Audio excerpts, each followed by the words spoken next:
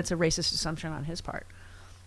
And he's been holding up our military. This is the problem. We don't have a leader of the Marines right now because of him. So he cannot say he's, pro-defense or anything like that because he's holding up. Yep. We don't have a commander for the Marines at the moment. He hates the military. Yes. He wants to defund the military. Exactly. He wants our military to be leaderless and rudderless. Exactly. Leaving us weaker as a nation. Thank you. The Republicans are like that. They are. And we need to call them out on it. We do. I wish Democrats would more often do that. That's what I'm here for. I thank you, Chris Lavoie. Fine American. His brother, Charles Tuberville, wrote in May.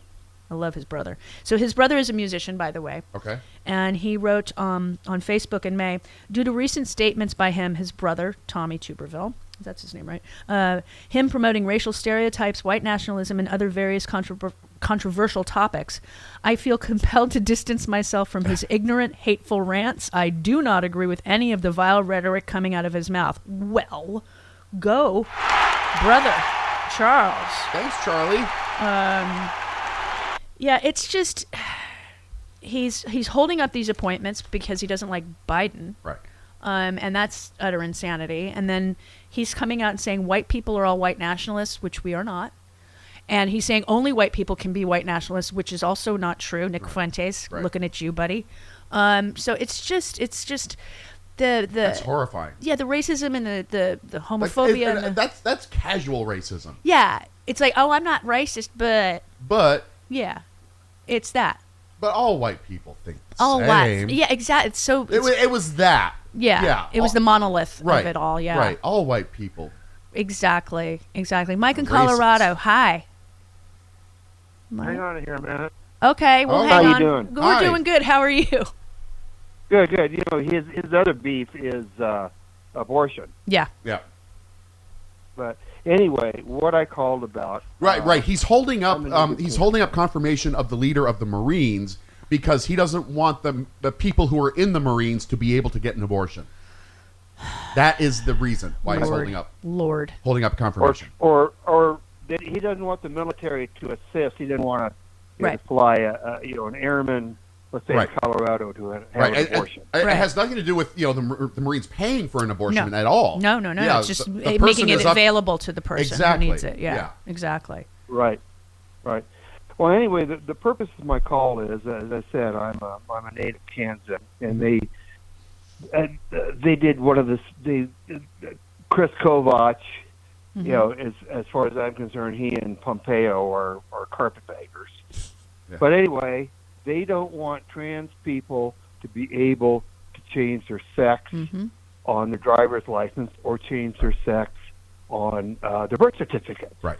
And this rivals Sam Brownback's stupid deal where businesses in Kansas didn't have to pay taxes, and that would attract businesses, and that didn't work either. No, it did not. And so I'm really kind of embarrassed because I was thinking that maybe Kansas isn't going to go completely to be like the whack people like Oklahoma and Missouri.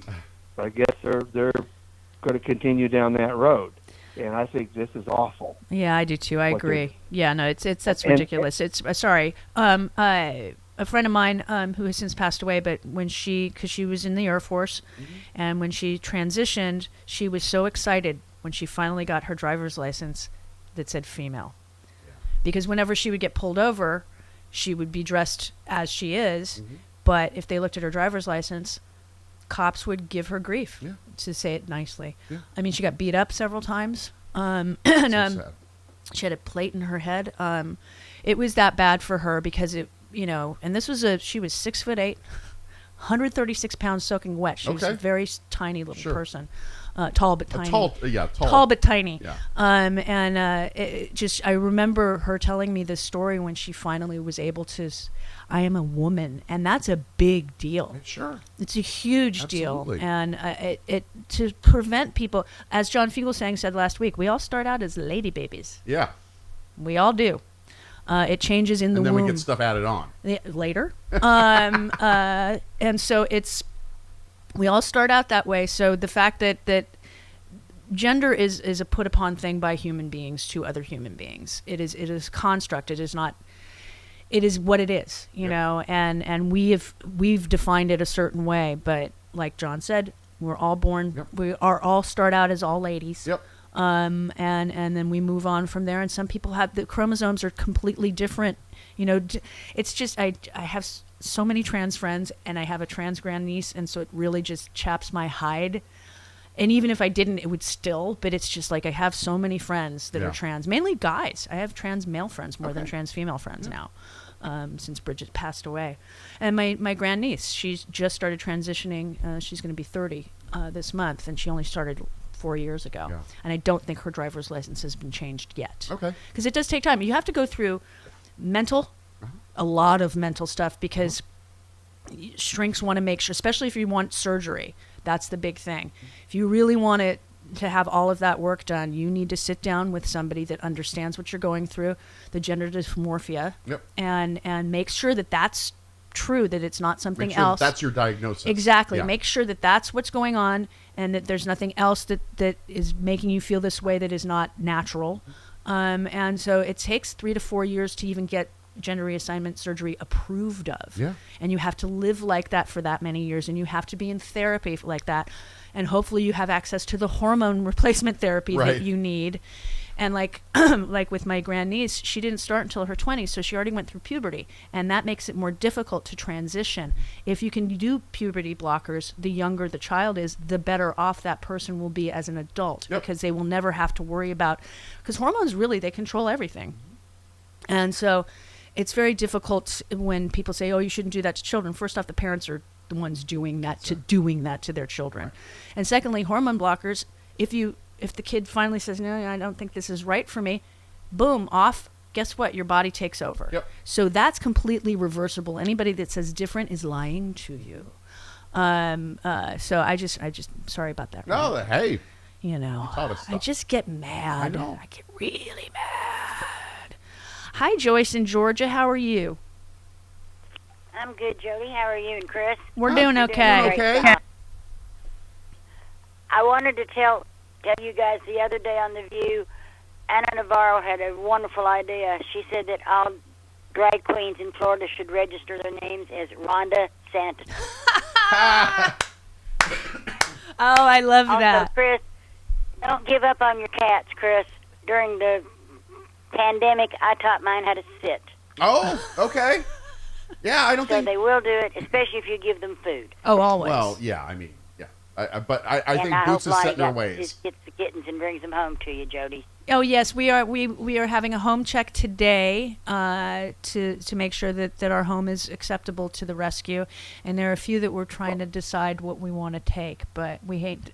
There's one in particular Lonnie wants, and then I'm like, I'll take all of them, so... Yes. I have Dealey and Squeaker. They're brothers, but Squeaker is a year older. They're Siamese, half beautiful. Siamese, half tortoiseshell, actually, to be honest. Oh, beautiful. And then I have Sneakers, who is a tuxedo bobtail. She is their niece. And then Max showed up on my windowsill about 3 weeks ago, and I started to name him something else, and for some reason one day I just called him Max. And then I got mad at him and called him Maxwell, and I think it's the Geico insurance commercial with the pig. You're probably right. Yeah. Oh, that's funny. Well, you have fun with your babies. As you know, cats will name themselves. They do. Will. They absolutely do. Yep. All right, Joyce, thank you so much. That's funny. That's how I got Boots. She just showed up one day and didn't leave. So that's how we got Boo. Yeah. We took her to the vet and made sure that she wasn't chipped or anything. She wasn't. So we're like, okay, I guess. We knew who she was living with, so that wasn't an issue for us, because it was 2 doors down on the corner. And Steve had 2 other cats, and Sylvester tormented Boo. So she basically just stayed in his room and would go in and out of his bedroom window. And we had these ducks. We had Paul and Joanne living in our pool. And so she was coming over. Like Paul Newman and Joanne Woodward? Yes. Of course. Uncle Paul, Auntie Joanne? No, I didn't know them that way. I met them once. So no, nothing like that. But, they had a very nice love life. So they were very much in love. So I figured that was a good pairing. But so she was coming over, and we were kind of shooing her away at first. And then the ducks moved out, and so then she was coming around. Lonnie's like, I want to pet her. And so I talked to my neighbor Steve, and I said, how do we pet her? He goes, give her food. Yeah. And then she moved in for 8 years. We had her, and she was a little love, and Lonnie just misses her. He misses the attachment. Yep. Because like when Tucker, our dog, passed away, which was our second dog that passed away, that night I said, I know you want to get me a dog.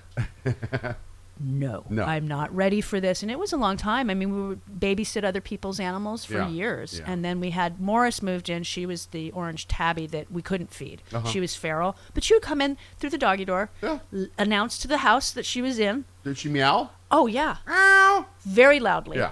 But she was a cuddler. Okay. And so she'd stay with us until like 3 a.m. and then go hunt. And then come back the next afternoon. All right.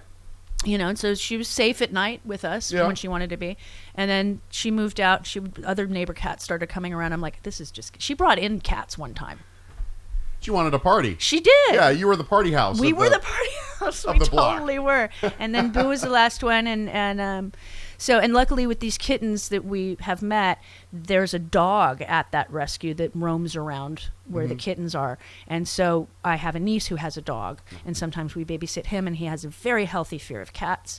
And that was one of the things the lady at the rescue said yesterday. It's good they're being raised with a dog just in case, you know. Yeah.